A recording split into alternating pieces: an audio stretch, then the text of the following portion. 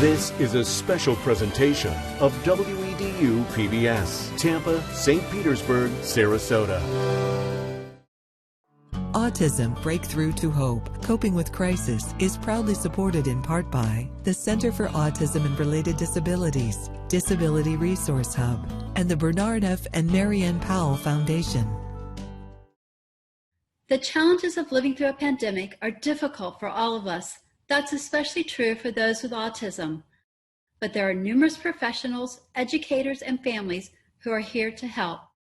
We've gathered them to discuss autism and to offer strategies and resources. We also have some creative success stories. Stay tuned for Autism, Breakthrough to Hope, Coping with Crisis, a virtual town hall meeting.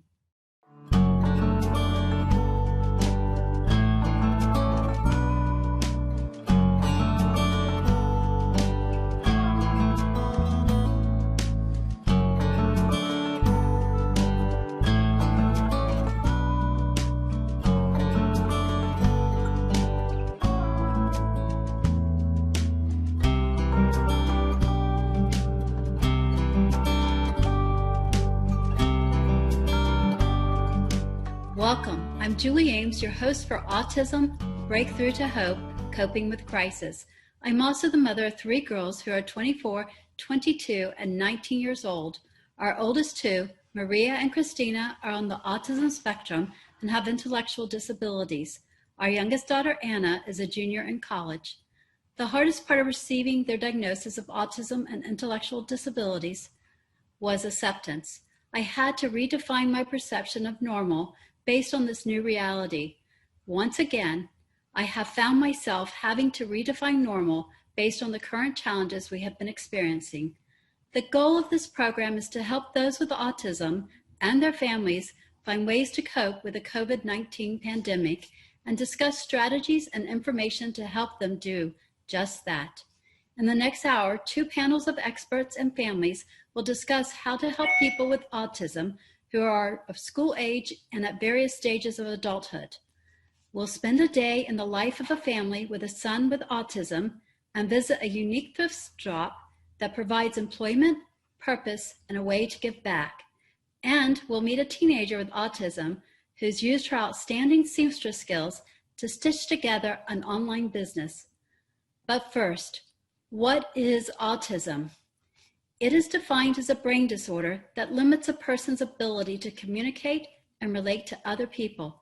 It first appears in young children who fall along a spectrum from mild to severe.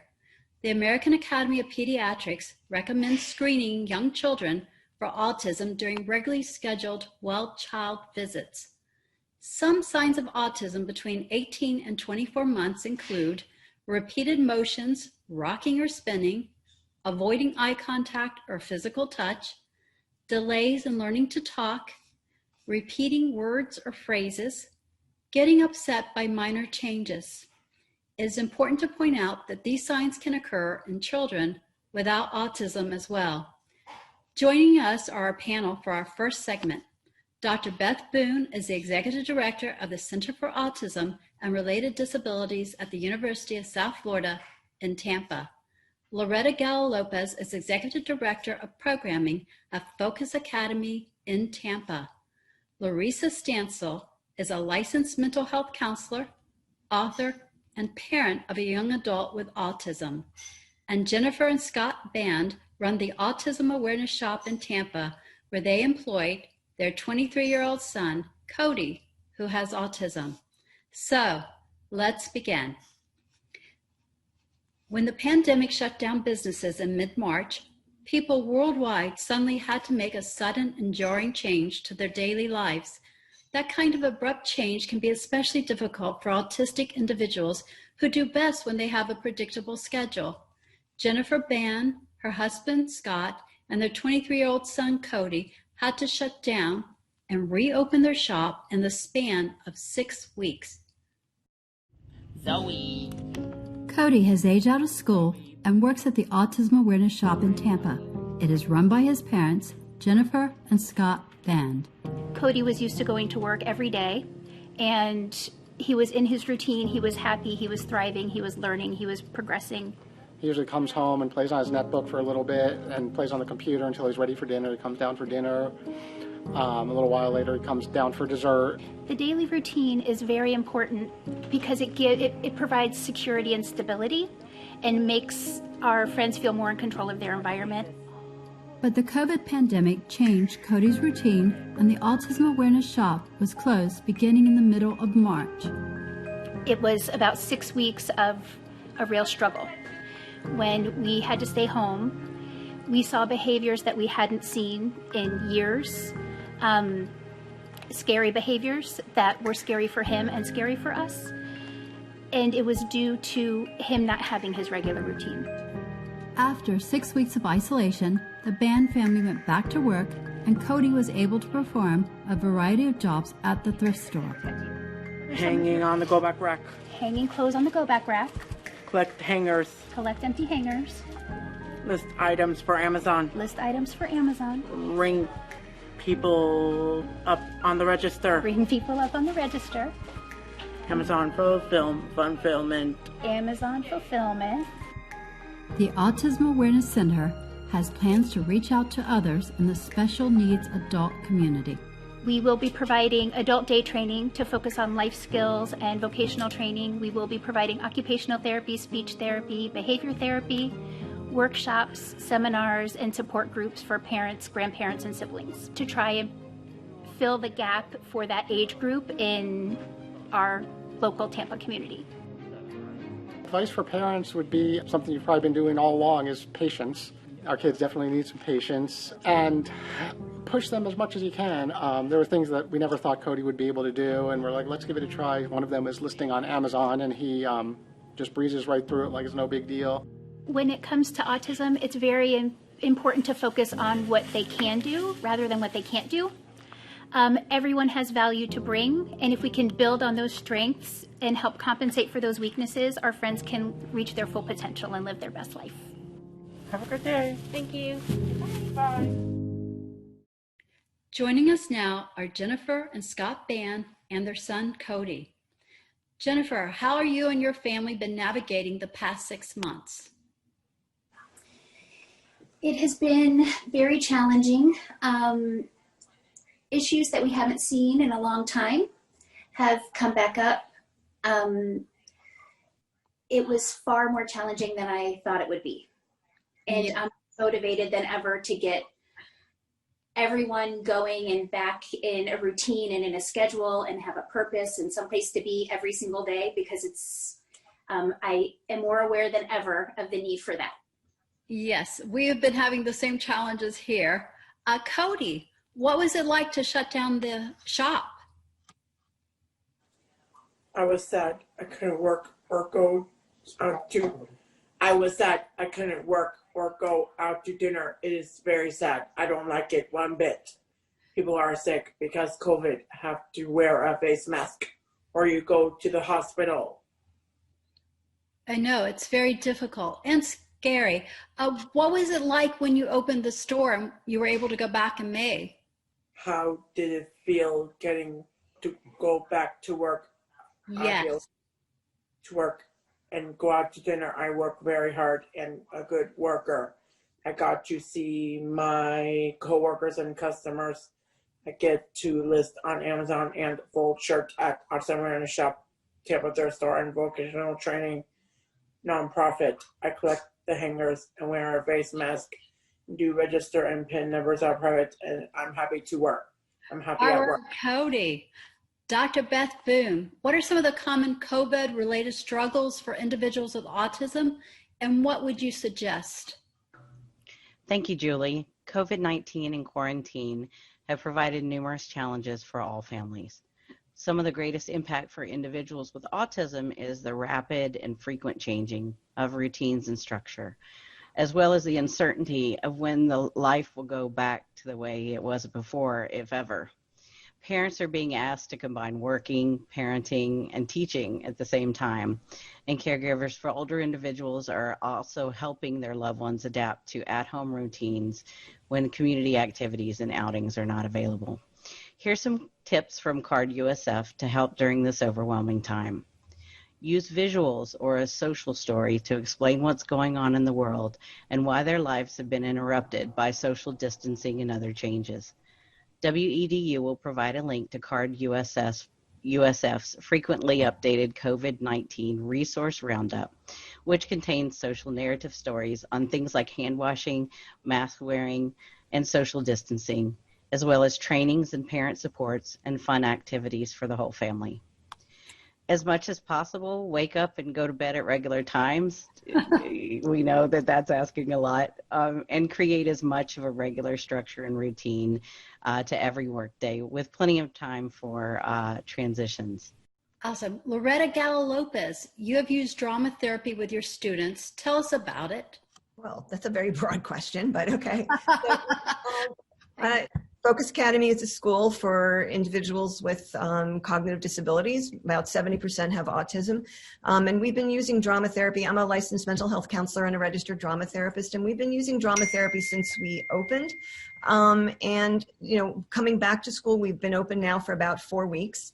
And we went right back into using drama therapy, which allows individuals to really kind of work through social connection and social communication skills, allows them to kind of put themselves in someone else's shoes and to work on stress management. So there's so many things we work on through drama therapy, and being able to come right back into that routine of having their regularly scheduled sessions at school was really very, very helpful for our students and the students who are online as well. Can you give them an example or two, or at least one example of a person that's really helped? I think it's helped so many of our students, but I think one individual, for example, he was very much afraid of just opening up in front of others and being able to talk and open up. And because this is a very playful type of intervention, it allowed him to kind of do it at his own speed and in his own way. So that kind of enabled him little by little to be able to start connecting socially. A lot of what we do is even things like just being able to look in someone's direction and sharing. So we're starting to build that social reciprocity, and from that comes whether it's verbal or nonverbal, because it works for students who have significant verbal abilities and those that don't. Yes. And it allows that social reciprocity and connection. Well, I know it's helped my girls tremendously, and just their ability to communicate is so much more than it was back then. Wonderful. Larissa Stansel, in your counseling practice, you've dealt with what you call atypical cyclic grief that families experience. Tell us about it. Sure. ACG is atypical cyclic grief. And just as our children are neurodivergent, our grief, I like to refer to it as grief divergent. There are lots of very well done grief models readily available from a mental health standpoint and model, but they all really are geared towards the loss of something final. And atypical cyclic grief has come through years of research and working with families and in a variety of disability circles, but helping them understand that how is it different, and why is it important that we have a name to put on it? My passion has been to help parents. There's a lot of therapies available to work with the individuals and the children, and that's well needed. But an underaddressed area is the mental health and emotional challenges that parents face. Just as Julie talked about with her girls, just that acceptance piece and acceptance, how it's really different with atypical cyclic grief is acceptance. When you have disability that's entered, children will progress and they'll regress. And so the mark of acceptance is ever moving. It's an ever moving target. Right. And that makes that very different from other forms of grief. Well, that is so true. And I know when you talk about acyclic grief, it's just the idea of anytime your world hits against normal. So yes. For me, it's when I realize my friends' kids are driving, getting married, and mine are never going to do that. And I feel like with COVID, we've kind of been going through the same thing is I guess everyone's experiencing the same thing, because here we all are, we know what normal was, and every day we're met again with what normal isn't. And yes. I guess it's having a name for it. Yes, well, Yalom, if I have just a second to say this, Irvin Yalom, who's a well-respected psychologist in the mental health profession, he talks about the principle of universality. And why is that important? Because if we know there are others, there's a name, and we're not alone, that there's a name we can put on this, we can share it, we can help parents. There's something about that that is incredibly validating, and it works towards the healing and the adapting process. Yes, Loretta, did you want to add something to that? I definitely agree, because I think that very often, we miss being able to support the parents. And I think, we always talk about that you can't help someone else unless you can help yourself first. It's kind of like, the airplane oxygen metaphor. And I think that we need to be able to support our parents and make sure that they've got the skills to be able to, even just to help students and to help younger individuals who are struggling, because in order to co-regulate, you need to be able to self-regulate in order to do that. So being able to have those skills helps you to then be able to help your child to develop those skills that will help them down the road to be able to manage whatever things come up. So. And Dr. Boone, what have you seen? One of the things that CARD provides is direct support for families and individuals. Right. It's not therapy, but it is direct support. And working with families to help them understand and help them normalize a little bit the changes that have happened create this sort of chaos for all of us. And to help people to put those routines and structure back in place, but also to talk about, I mean, you're talking about grief, but to talk about self-compassion, the idea that people are being expected to do extraordinary things in a time that none of us were alive in 1918, so we don't really have anything to compare it with, and understanding how sort of picking your battles and sort of leading with grace and giving yourself a little bit of a break as a parent and caregiver is super important to help people kind of maintain momentum in this time. That is so true. Well, Jennifer, I would say your family, I know you went through a difficult 6 weeks there, but I would say you guys have done a great job of adjusting. Did you want to add to the conversation? I was just thrilled to be able to get a little bit back to our normal instead of our new normal. Right. The biggest issue that we had going back really was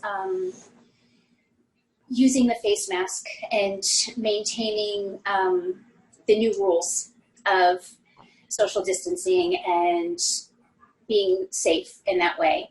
And we almost had to go a little bit overboard with the warnings with our friends. We employ more than just Cody at the store.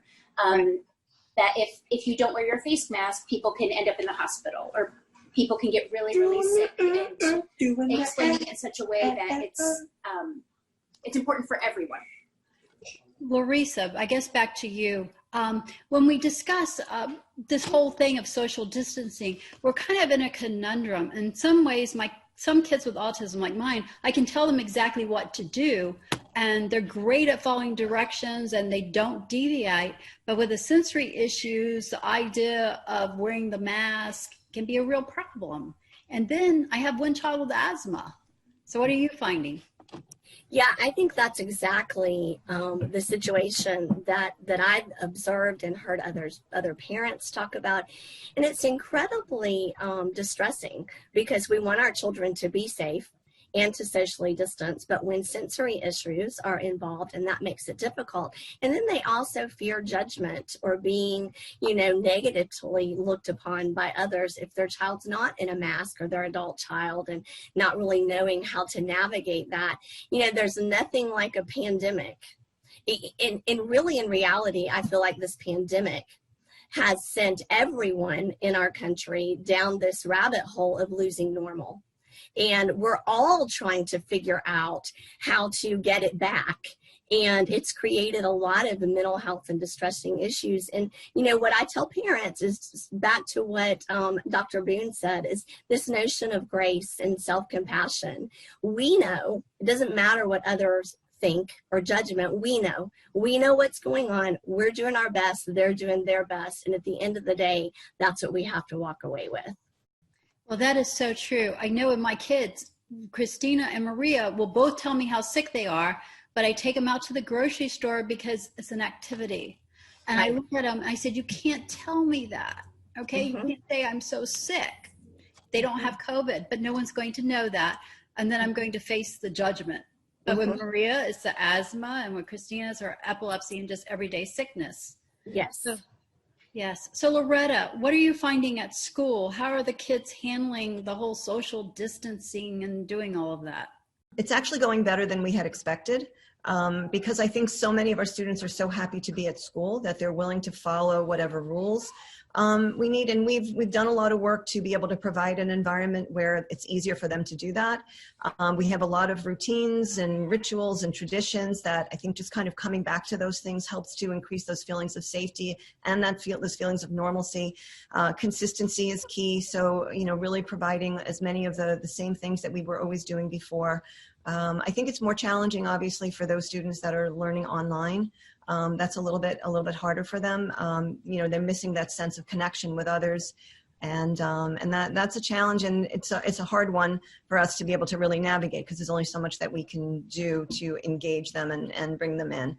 But we try as best we can to, again, provide them that same consistency of the traditions and the structure of the day, and having them at least see each other and connecting with all the other students online, I think helps dramatically for them. Yes. Well, I think that's so true with school. Now with school, it was harder for the girls. I mean, for Christina, because she's the only one still in school.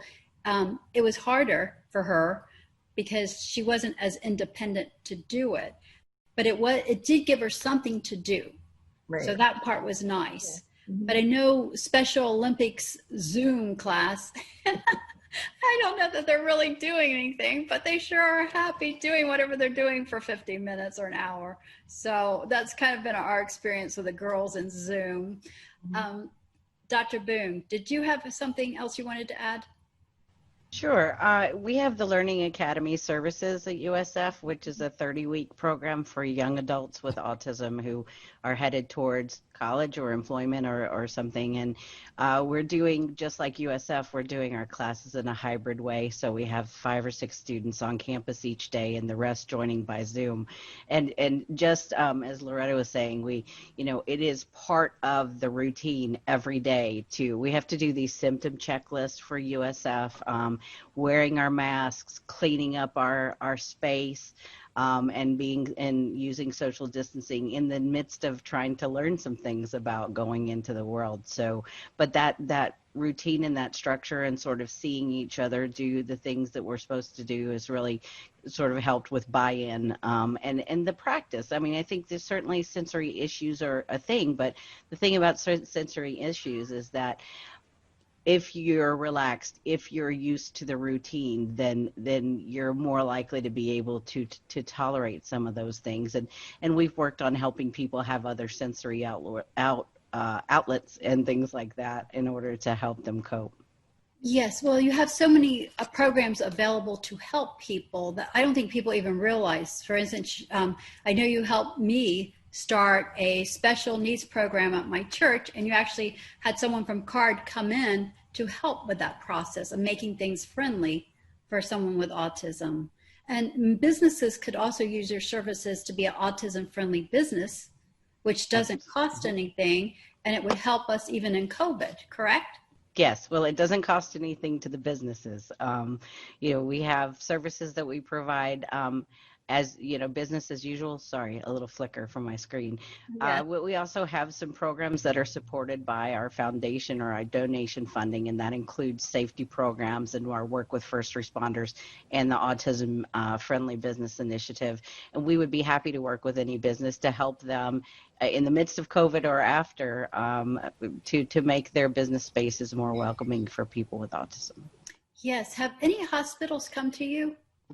We work quite a bit with hospitals around a number of areas, particularly working with people in emergency situations, and right. Also just some communication strategies. And when we work with businesses, we create these social narratives, these visuals that help people learn routines. And we customize those with each business that we work with. And they can provide those ahead of time for families.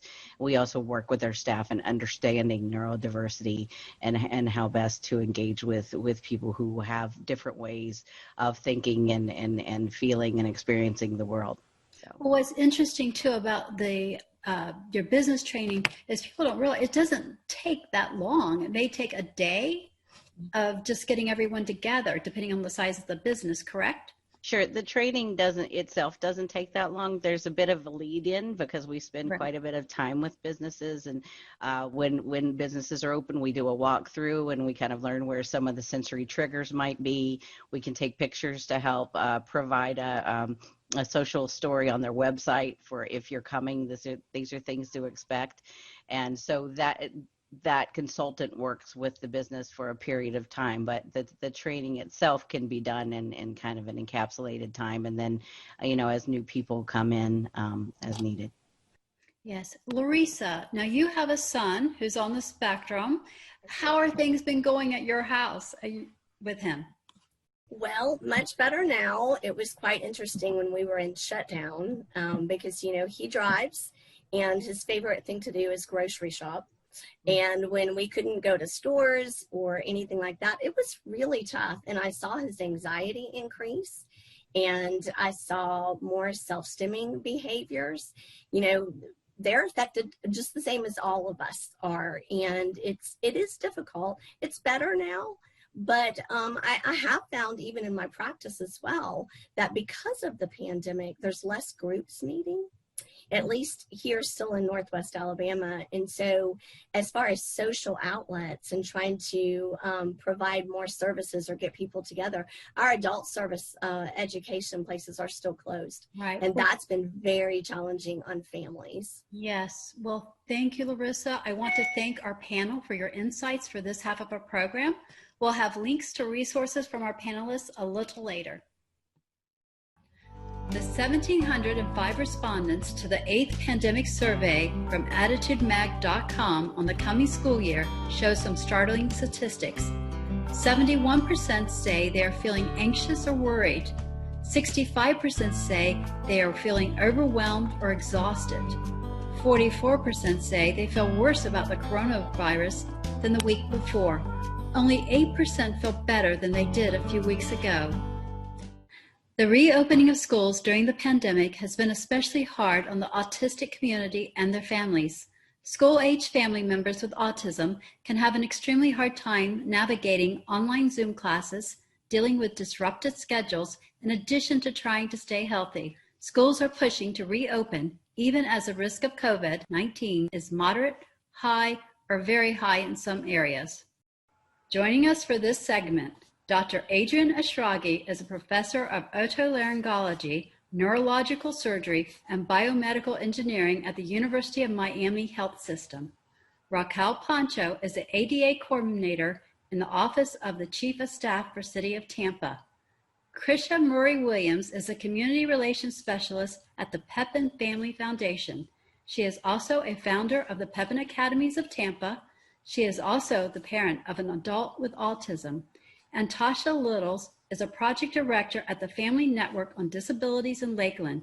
She is joined by her 13-year-old son, Judah, who has autism.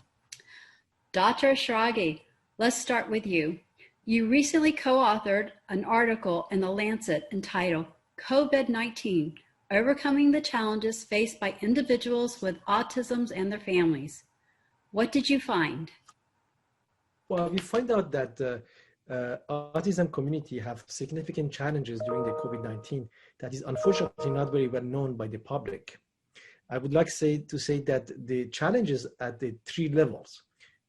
Kids and adults with autism have specific challenges related to their sensory issues, to the fact that they're not going to understand necessarily well what's going on with this pandemic, or the fact that they do not tolerate well the mask or the social distancing. The family have significant challenges because, as you know, many kids are staying home and they do not have any more therapies. So the parents are 24/7 taking care of these kids. They don't have speech therapy, OT therapy, or ABA therapies, and you can imagine how overwhelming that can be for the mother or father who are trying to work and take care of the kids who might have sometimes significant behavior problems. And finally, healthcare providers have significant challenges because they are not familiar with the issue of autism. If they see an autistic individual in the ER, they don't know how to manage the person. A kid who's running around without mask can make them afraid. They don't know how to manage that.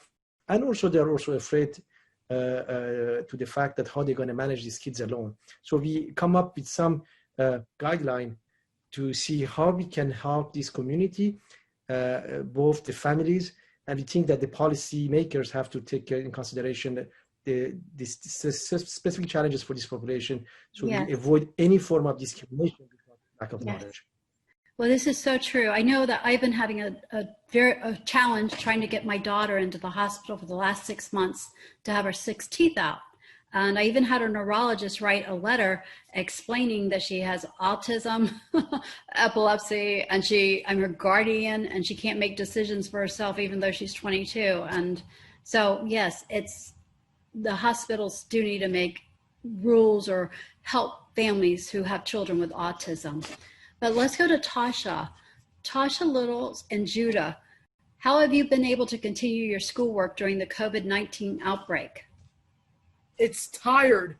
He gets tired a lot, of course, because there's a lot of transitions and just learning a new platform. Our school district went to something brand new, so the things that we used in the spring, those are obsolete. We are not using them in the fall. And I think navigating the platforms has been the most challenging, but he has an awesome inclusion teacher and an awesome speech teacher, and the administration at his middle school has been very, very accommodating during this time. He is in the tethered program, so there's 3 different programs, a virtual component, face-to-face, and then what's a school in school, which is a tethered option, so he's tethered. Yes, well, with the new program and transitions are so difficult, and I don't think we've talked about that as much in the show so far, is transitions are very difficult for children with autism. It's a disruption. We've talked about schedules, but it's a disruption to the schedule. So the transitioning to a new program has been challenging, correct? Yes, it's been challenging, and I think just him just being around his peers and just walking in the halls and just having those mental breaks with his peers has been difficult, but I won't speak for him. Has it been difficult? It is. It's been difficult. Well, thank you. Christian Murray. Me, so. Yes. Christian Murray Williams, you were one of the founders of Pepin Academies. How have the specialized schools for children with autism been able to handle the COVID-19 outbreak, and what have you seen? Well, from what I understand from the director, that they pretty much started, half the students are in their seats and half are still virtual. So I'm sure that the parents are making, and the school are making those decisions that are best for each individual child. As you know, we are all about the individual child. But, you know, this population does not take change very well. So it came so abruptly and it impacted so many of our individuals' lives. But if there's anything that Pepin does so wonderfully, is it already is doing this education that is so fully complete with all of the training. They teach the person-centered planning, life skills, job skills, communication preparation, community, socialization, things like that. So that when these individuals get to the 22 years old, they are equipped for life. So I don't think it's been as hard on them as it is on students who are able to get into a program as such academies. Yes. The other thing I want to say is that according to Autism Speaks, every year an estimated 70,000 autistic people age out of school-based programs. I think that's something that as a country we really need to pay attention to. And we know that the Autism Cares Act was passed into law last year at this time in September, and that is HR 1058. We still don't know yet what those programs will entail, but they specifically added after 22 through the individual's life. So things are getting better for us with autism. It will be huge. So yeah. Autism Speaks is in charge of that. So I'm looking forward to that. But as a parent, you know, we always begin with the end in mind. And that, as a community, I think that's what Pepin Academies does, by starting with elementary through 22 years old with this population and getting them ready for that 22 and past. Right. Yes. Well, it's wonderful, all the innovations that have taken place over time here.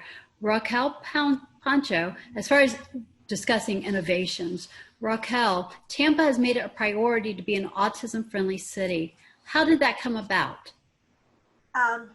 Honestly, I don't know where the specific origins were, but it definitely started with our previous mayor, Buckhorn, had initiated the program. And through that, it was with a partnership with the Center for Autism and Related Disabilities, CARD at USF.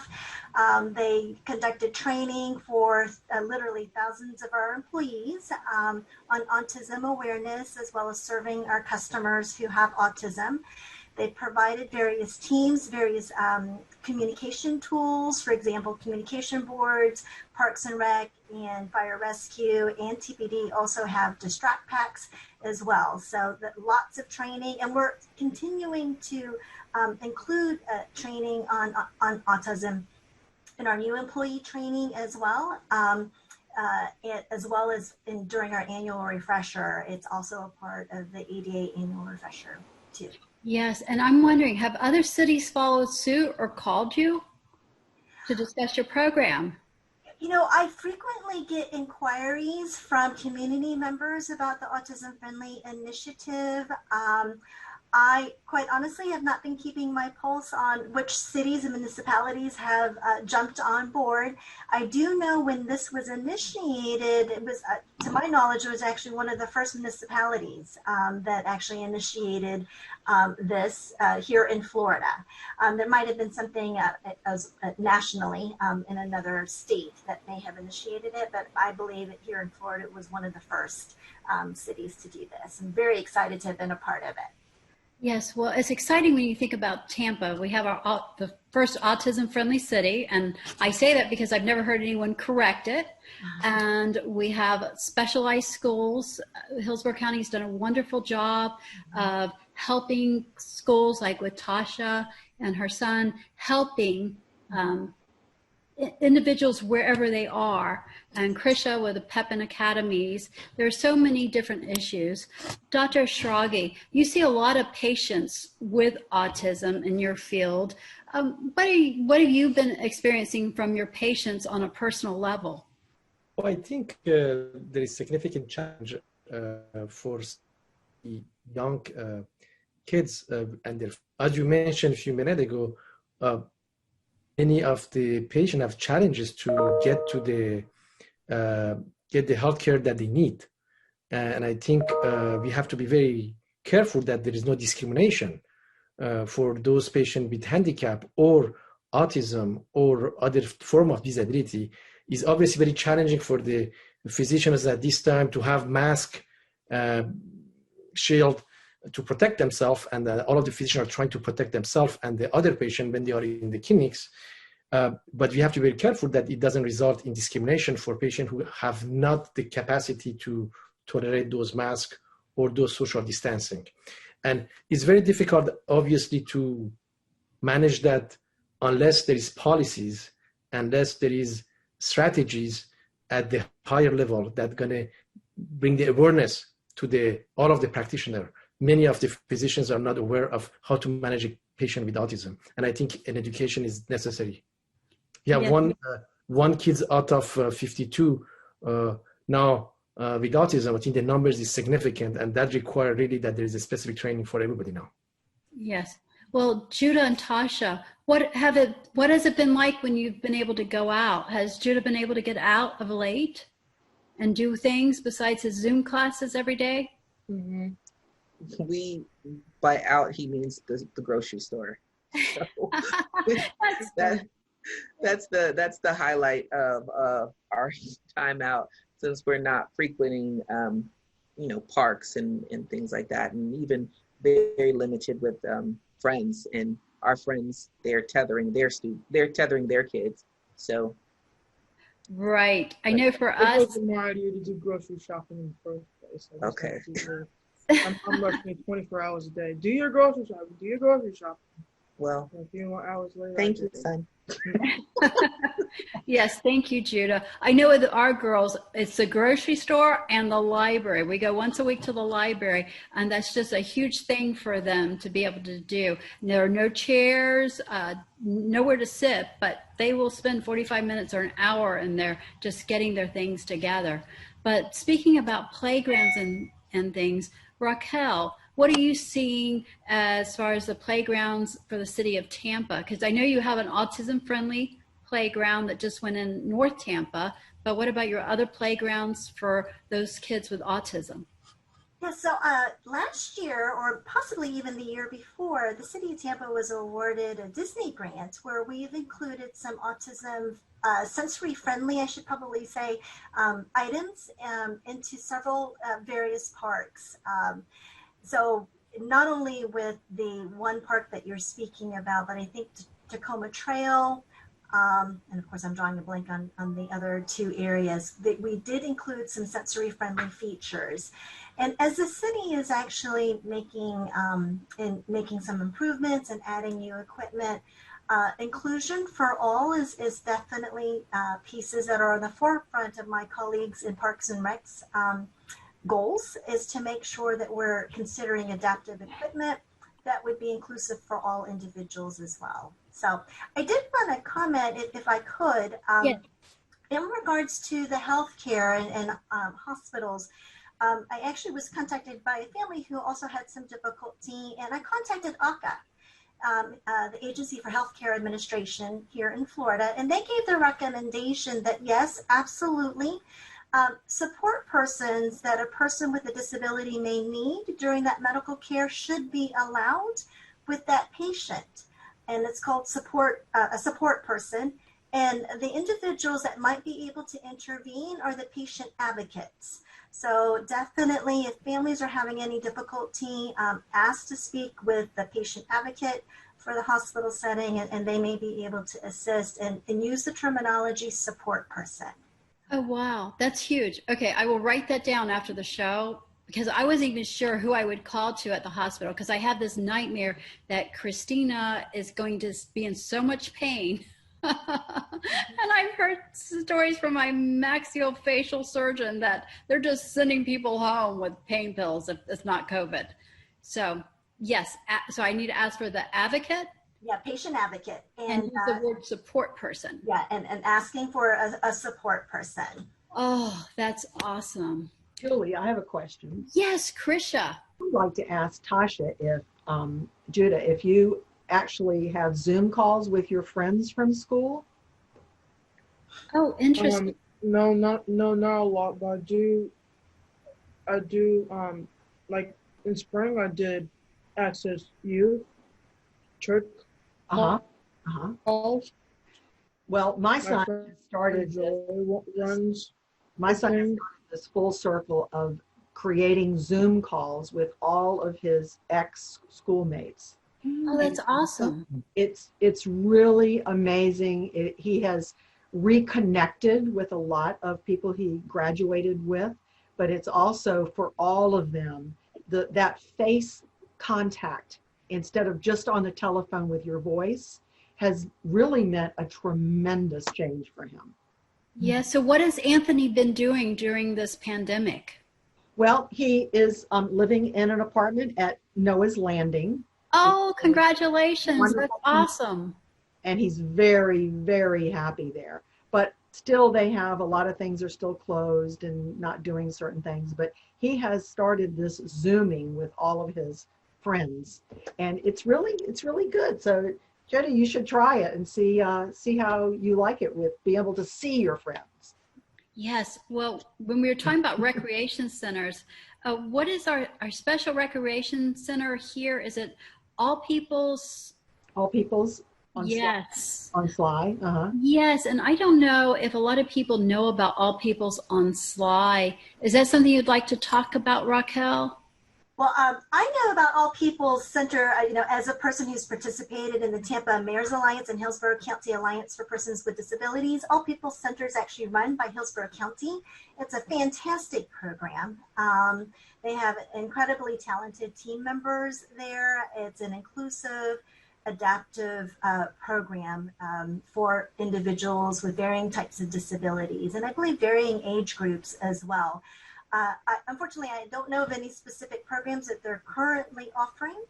The City of Tampa also has adaptive programs for individuals with disabilities. My colleague Casey Toller is a adaptive recreation coordinator with the city, and she has actually, I believe there's actually there was a summer camp program that she was running, and I believe she's going to start offering an after-school program as well in a few weeks. Well, that's awesome. Well, I know that they have so many programs over there, from Special Olympics swimming, and that there's so much to do at that facility. And I was amazed because I lived near there, and it took me a few years to find out about it.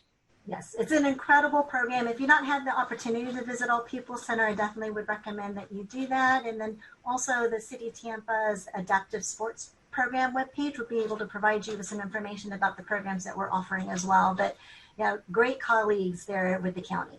Yes. And Dr. Shiragi, did you want to add anything? Yeah, I think, Julie, it's very important that simple measures start to be implemented in the emergency rooms for patients with autism. It's very easy to have as a guideline that if someone has autism, that person should not wait in the waiting room for hours. It's very difficult and challenging for a kid or for an adult who cannot wait, because that's typical of the autistic, I want to say, challenges, that you cannot wait in the waiting room or in your line. So maybe they can provide a separate room or manage that person be seen early on, so we avoid too much tension. Sometimes the emergency rooms are overwhelmed with sound, with light, and all of those stimulation are difficult for individuals with autism who have difficulty with the processing of various type of stimulus.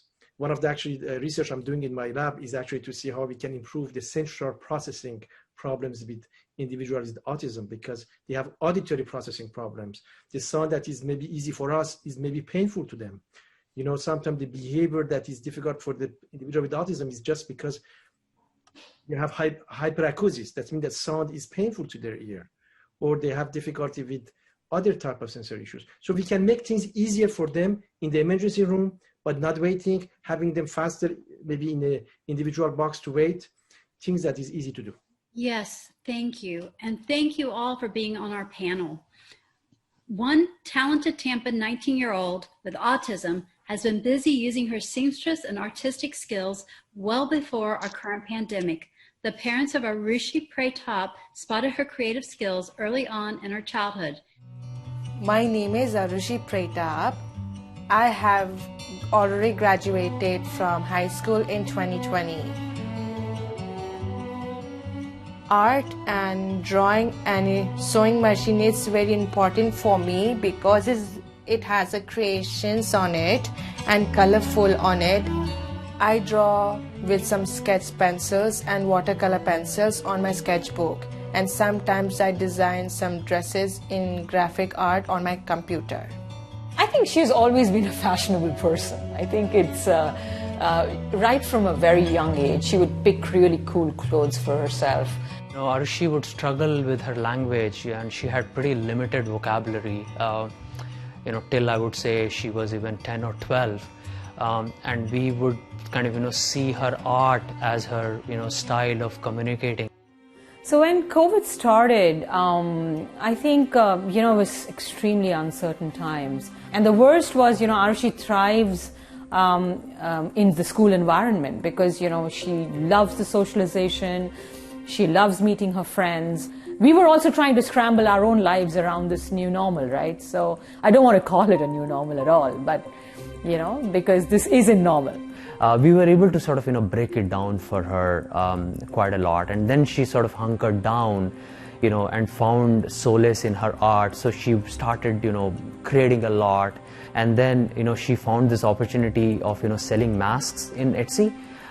She started doing pretty well. She would get like orders, every day, 40, 50. This year was her graduation year from high school. And she had been looking forward to this year for the last 5 years, So that anxiety, also began to set in, that what's going to happen to my graduation. So the Plant High School community, they kind of, got together and they created this fantastic program in which, we would have a drive-through graduation ceremony. And she gets off the car and she stands next to, the principal, and we got a photo up there. And it was quite a joyful moment, I mean, in spite of all the shenanigans that happened around COVID and everything, but it was really good.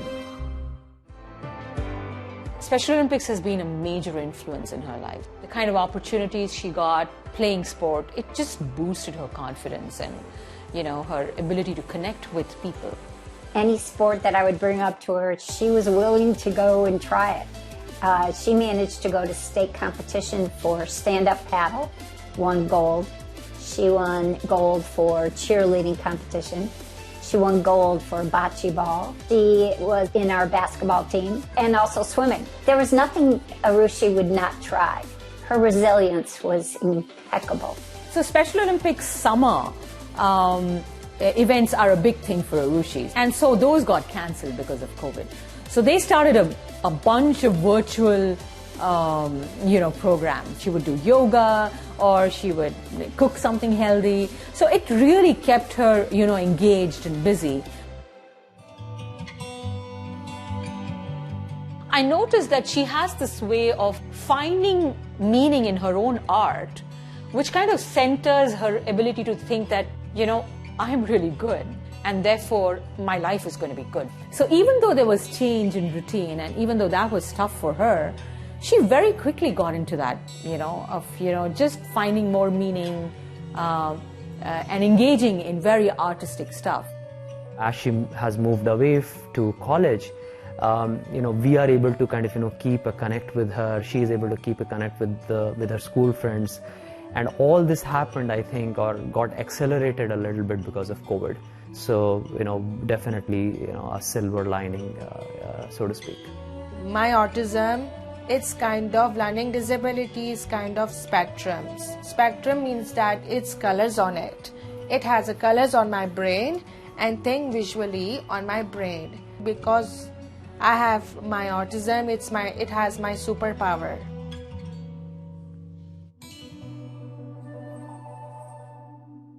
And we wish Arushi continued success with her artistic endeavors. She has just started as a freshman in college. That concludes our program. We want to thank our professionals and families for being here to share their insights and expertise. If you need help, please go to our website. We have assembled resources from members of our panel. They're available at wedu.org/autism. I'm Julie Ames. Thank you for joining us.